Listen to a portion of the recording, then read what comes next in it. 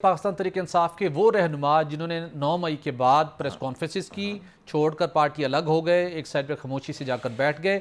उस वक्त तक जो रोल था, जो फैसिलिटेटर रोल प्ले कर रहे थे, जो पैगाम रसानी हो रही थी, जो स्ट्रेटजी बन रही थी, उन्होंने भी इस हवाले से अपना इनपुट दिया है कि किस तरीके के साथ फैज़ हमीद साहब या उनकी टीम के लोग इस सारे मामले के अंदर एक्टिव थे। हमारे कुछ दोस्त ये भी सवाल करते हैं कि 15 माह क्यों लग गया गिरफ्तारी को फलां।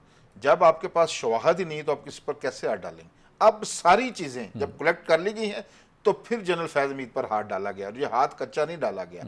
और ये जो चीजें उगलेंगे, ये जो चीजें बयान करेंगे, वो सारे का सारा भट्टी साहब मलबा पीटीआई पर गिरना है और बानी पीटीआई पर गिरना है। इसीलिए ये उनसे कह रहे हैं मैं डरा नहीं, ये बिल्कुल डरे हैं, हर सूरत डरे हैं और खौफजदा हैं कि इन पर आने वाले दिनों में सियासी तौर पर क्या क़यामत टूट सकती है। हम भी इसका इंतजार करें, देखते हैं क्या होता है। खैर वो तो देखते हैं, लेकिन आपके जो महबूब कायद हैं, आगे चल के हम बात करेंगे नवाज शरीफ साहब से मुतल्लिक, जिनको आप अक्सर व बेशतर मुफीद अवामी मफाद की तजावीज़ दिया करते थे, कुछ पर अमल भी हुआ है, लेकिन वो इस सूरत हाल के ऊपर खामोश है, उनका नाम लेने को तैयार नहीं है। और वो दबे लफ्ज़ों में तो हल्की फुल्की बात करते हैं, इशारे कनायों में, लेकिन नाम लेने को तैयार नहीं है। ये माजी की उनके साथ जो आपस में बहुत करीबी रवाबत रहे हैं, उसकी ये वजह है, ये वो माजी के जो गढ़े मुर्दे उनको नहीं उखाड़ना चाहते, आगे बढ़ना चाहते हैं, क्या वजह? भट्टी साहब देखें, मियां नवाज शरीफ साहब की जो मजाज है, हर शख्स अपने मजाज का असीर होता है, वो जानते हैं आप।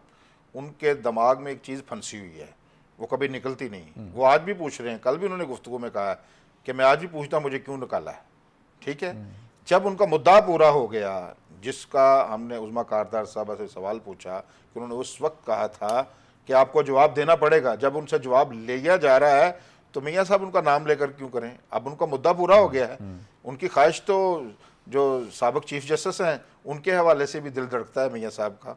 तो वो पूछते हैं ना, तो वो ख्वाहिश पूरी होने का, इसीलिए तो किधर भाग गए हैं, वो किधर हैं? इधर मुल्क में मौजूद हैं, वो बात दोहराते रहेंगे। वो अपनी, आपको पता है उनके दिमाग से चीज़ें, जो सुई अटक जाती है वो अटक जाती है, निकलती नहीं है।